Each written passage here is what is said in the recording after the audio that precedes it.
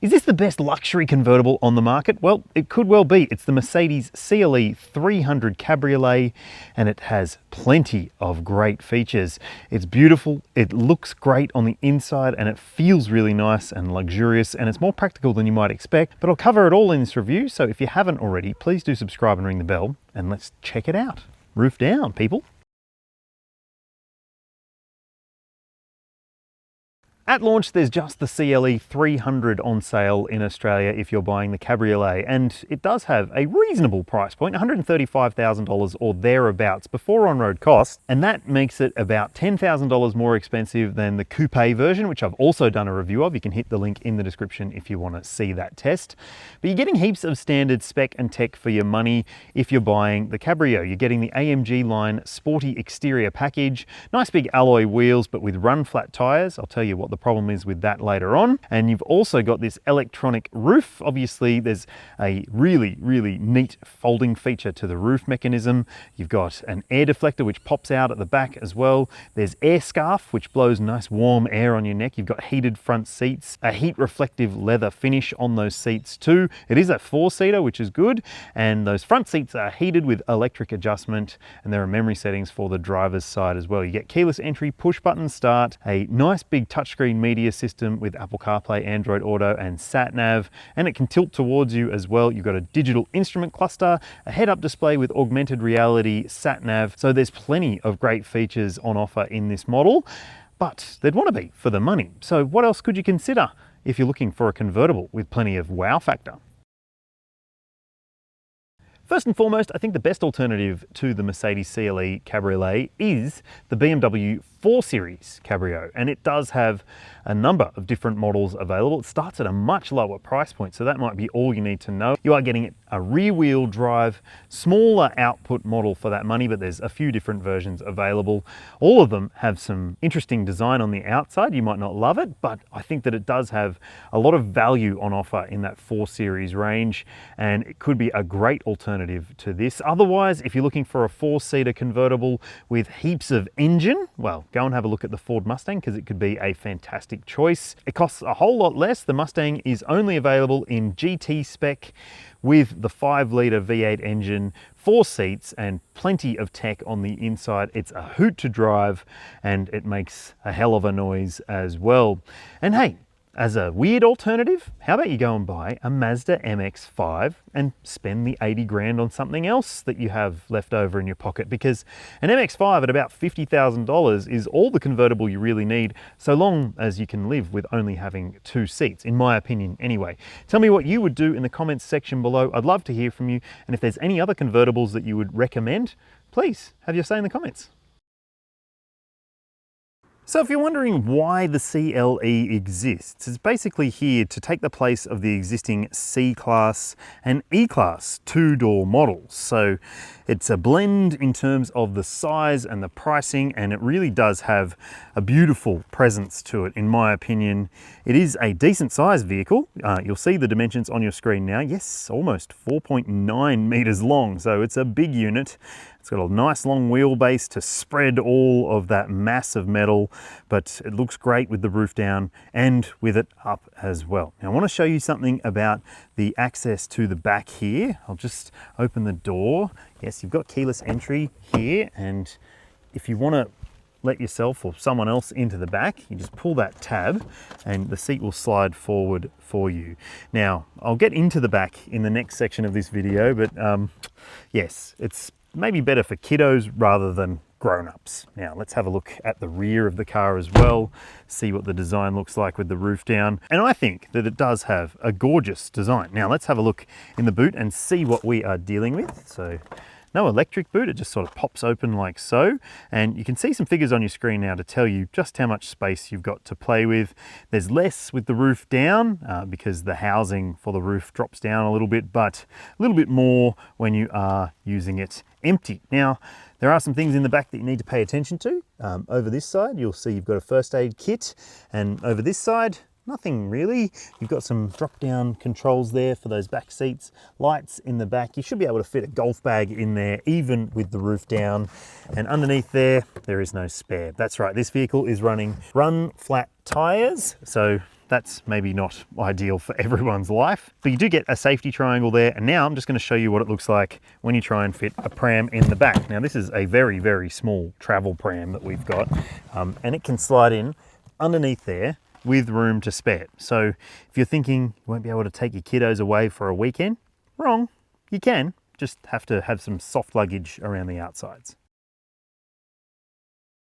Okay, so here's your point of view perspective of the interior of the CLE 300, and let me tell you, it feels the money, I reckon. It does have plenty of bling, and I know that might not be to everyone's taste, but I really think that it lives up to what this car is trying to be. So there's lots of lights in this car. When you're driving at night, it has a beautiful ambience to it because of all the ambient lighting. So you've got ambient lights around the vents. There's also lighting down here. And at night time, when you reach up to touch something on the dashboard, one of the lights from up above will shine down and just help you out. So that's lovely. And you also get plenty of light from these screens. Your driver info screen, plenty of adjustability to that screen. If you want to jump through menus, you can do so using the controls on the steering wheel. The controls on the steering wheel are another talking point. If you've seen my CLE Coupe review, you'll know, well, they're haptic, and so they are easy to bump when you're cornering or something like that. I don't love that about it. And also, same, you've got a volume slider there. You've got some controls on this side for other things on the menus on the media screen, but yes, you just need to keep it in mind.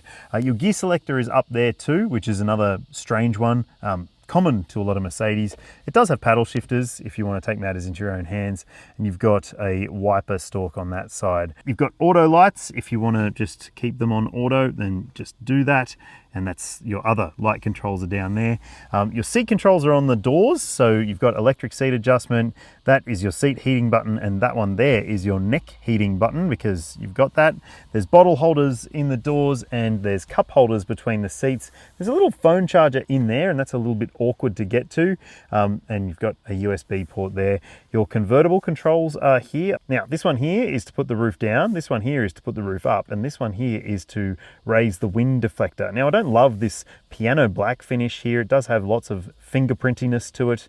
Now there's another little storage section behind here with some USB ports in there. And now these seats are coated with a heat reflective leather trim, and they are surprisingly effective at keeping things relatively cool in here because you don't have ventilated seats, but you do have heated seats. Now this touchscreen media system, it's similar to some other Mercedes Benz products. Yes, it's got wireless Apple CarPlay and Android Auto. There's a sat-nav system built in if you want to use that as well, and you can go through different menus by using some of the buttons down below. So you can go into your drive mode selector using the button down there. You've got your parking camera view there if you want to see what's happening around the car. There's a home button there as well. There's a drop-down menu up here if you want to adjust some things on the fly when it comes to the drive experience, like your lane keeping, if you want to turn that off. There's also seatbelt feeder. So if you see that, yeah, it feeds the seatbelts out to you, and that's really, really lovely. Sorry about all the bins today. And so the screen, I think, is pretty easy to get your head around. You've got your climate control stuff down there as well. There's no physical buttons for the climate stuff, and that might get on your nerves, but it's very easy to just live with this car running Apple CarPlay once you've set up all the settings that you want. And also, I just think that, well, it's pretty nice. Very easy to live with this car once you've got all your settings set up. And yeah, it's a plush experience. Up top, you've got illuminated vanity mirrors and an auto dimming rear view mirror as well, and an SOS call button up there. Me helpline if you need it. Okay, let's jump in the back seat and see what it's like. And the garbage truck's here. Okay, seatbelt guy, go away. Righto, let's jump into the back here and see how much space we've got to play with. Now this seat will retract to the position that I've set, hopefully, and I'll just jump in and see how much room I've got. Obviously, headroom is not an issue when you've got the roof down, but it will be if you put it up, and maybe we'll do that in a sec, but that hasn't retracted. So I've managed to reset this seat back to the position that is my driving position, and you can see I've still got enough knee room here to be comfortable. The main thing is actually the width of the back seat. It's not overly accommodating if you're a bigger person. I'll put the roof up in a sec so we can check out the headspace in the back as well. But I want to show you some of the amenities back here. You do have directional air vents. There's a little storage tray there, and underneath there you won't find any charging ports, which might be disappointing. There are some cup holders in the back though, and a little storage tray there as well. Obviously it's just a 4-seater. Got ISOFIX points and top tethers for the outboard seats. And I had my daughter in here before, and yes, she was kicking away a little bit, but we could still fit 3 of us in this vehicle quite comfortably. And the big transmission tunnel intrusion there means it's going to be a little bit squishy. Yes, so that might play into your considerations, but the real thing here is just the pinch in sides here. So it does feel a little bit tight. All right, let's put the roof up and see what kind of space we've got to deal with.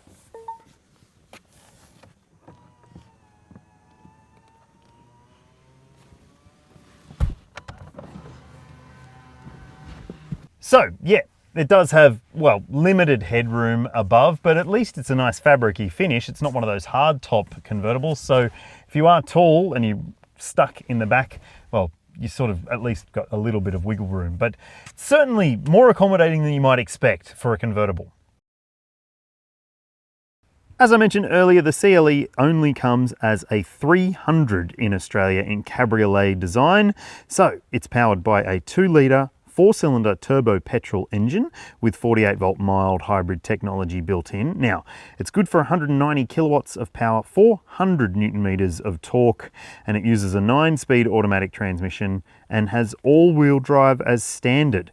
Now, the 0 to 100 time for the CLE 300 Cabrio is 6.6 seconds, which is about half a second slower than the coupe version.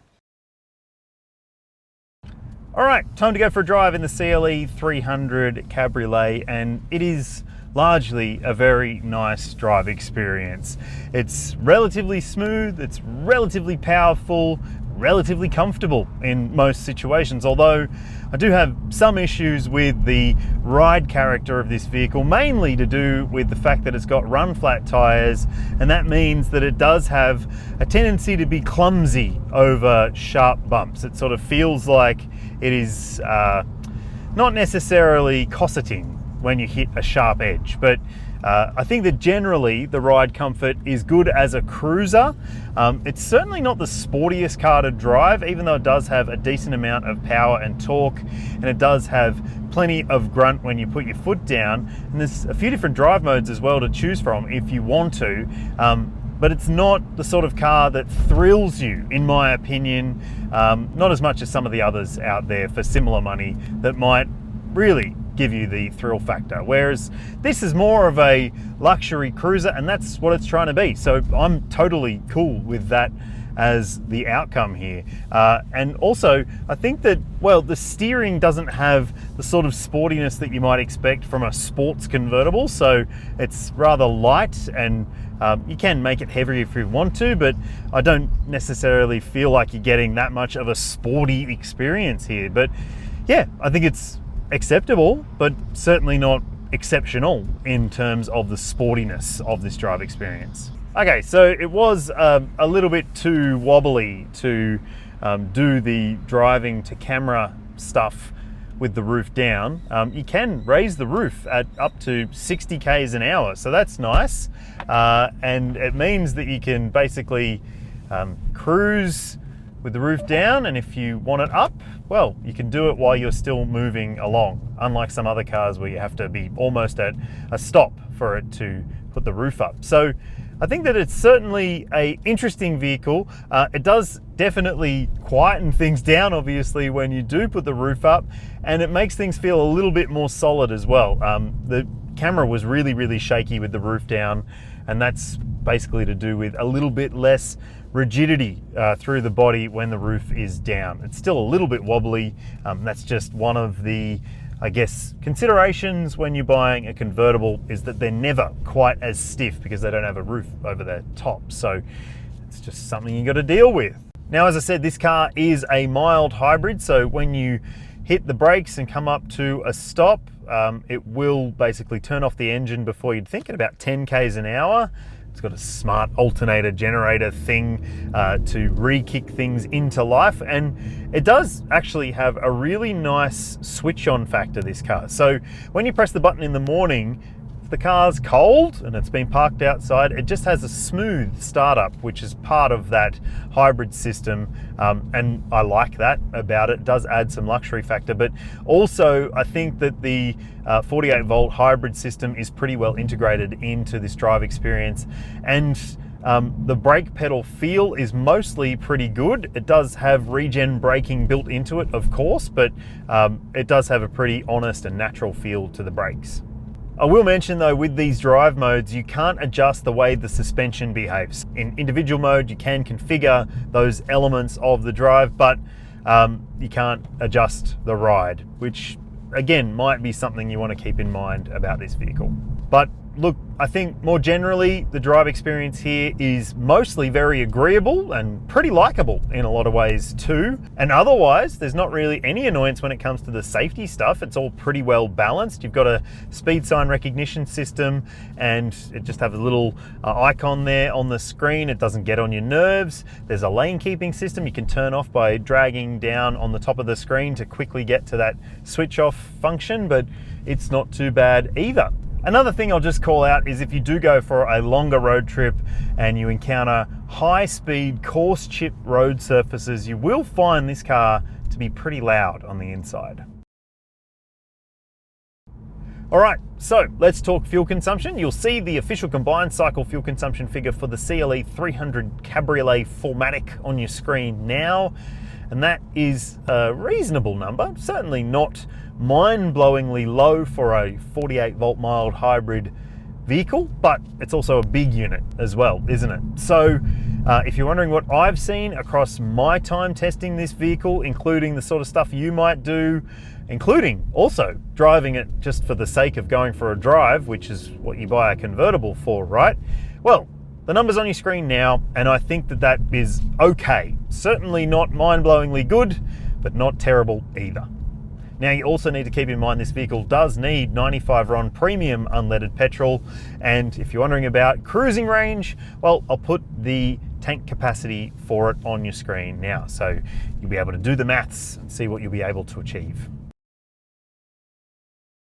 The CLE models haven't been tested by ANCAP or Euro ANCAP, so there's no rating to talk about, but you do have heaps and heaps of standard spec and tech on offer. Things like autonomous emergency braking with pedestrian, cyclist and junction detection. There's also an advanced lane keeping assistance feature with adaptive cruise control as well, so it can start, stop and steer in traffic for you.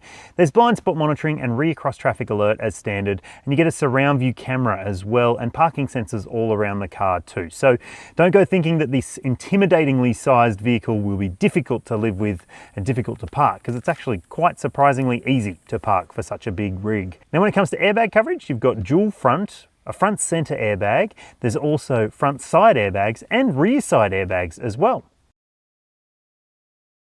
In Australia, Mercedes Benz offers a 5-year unlimited kilometre warranty, and the brand also gives you 5 years of roadside assistance when you buy a new Benz. But you need to keep this in mind.